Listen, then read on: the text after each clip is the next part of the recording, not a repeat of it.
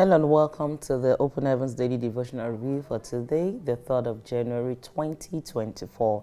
And our topic says New Year Resolution Part 2. I believe that you followed the devotional for yesterday. So following up on what our Father and the Lord taught us yesterday, we'll be looking at New Year Resolution Part 2. And our memory verse for today is taken from Matthew 7, verse 7. Matthew 7, verse 7.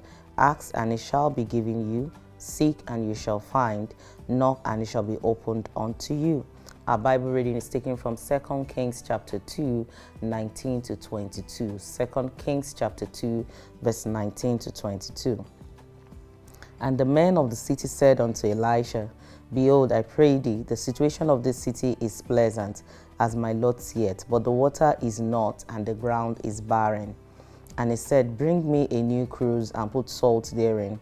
And they brought it to him, and he went forth into the spring of the waters, and cast the salt there, and said, Thus saith the Lord, I have healed these waters. There shall not be from thence any more death or barren land. Verse 22, So the waters were healed unto this day, according to the saying of Elisha, which is spake. So following the New Year resolutions our Father began to discuss with us yesterday, he said that this year he has made up his mind, and that's the second resolution, that he will not keep his mouth closed. Because a lot of people have formed the habit of pretending with God. But our Father and the Lord says that he will not be pretending with God. A closed mouth is a closed destiny. It's a closed life. In this world, you have to open your mouth. You must learn how to open your mouth. Some people are too gentle. Even when they want something, they are just quiet about it.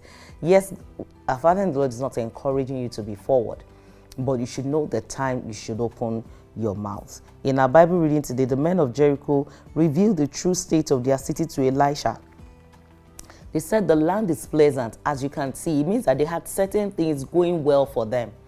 Certain things were working well, but certain things were not worked well. The water was bad and the ground was barren. The water was bad. So maybe they were trading other things, gold, silver, I don't know. But they said to Elisha, Sir, we need your help. You know, sometimes we are like the people of Jericho. We look put together on the outside. There are certain areas of our lives that's going on well. And because of that, you cannot ask for help. You're suffering in silence. Sometimes altar calls are made and people don't want to come up because they believe they are perceived at a level. It's true, people may perceive you at a level, but you are the only person suffering at the level where you are. You are the only person suffering. So if you want your life to change, you want to turn around, you cannot afford to keep your mouth closed. Our Father and Lord says that he's not going to suffer in silence this year. He's going to tell God whatever he needs to tell God.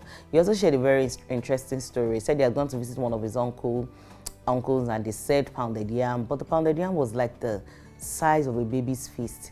And he called his uncle's wife and said, Auntie, please, am I welcomed here? She said, of course you're welcomed here. I want you around. And then he said, this pounded yam is not going to be enough for me, because I'm not just staying here for a day. I'm going to be staying here for a while. He said she went inside and she and her husband began to laugh. But he said he couldn't care less. As far as his pounded yam, they increased the portion of his pounded yam. This should be your focus. You shouldn't bother about what will people think, what will people say.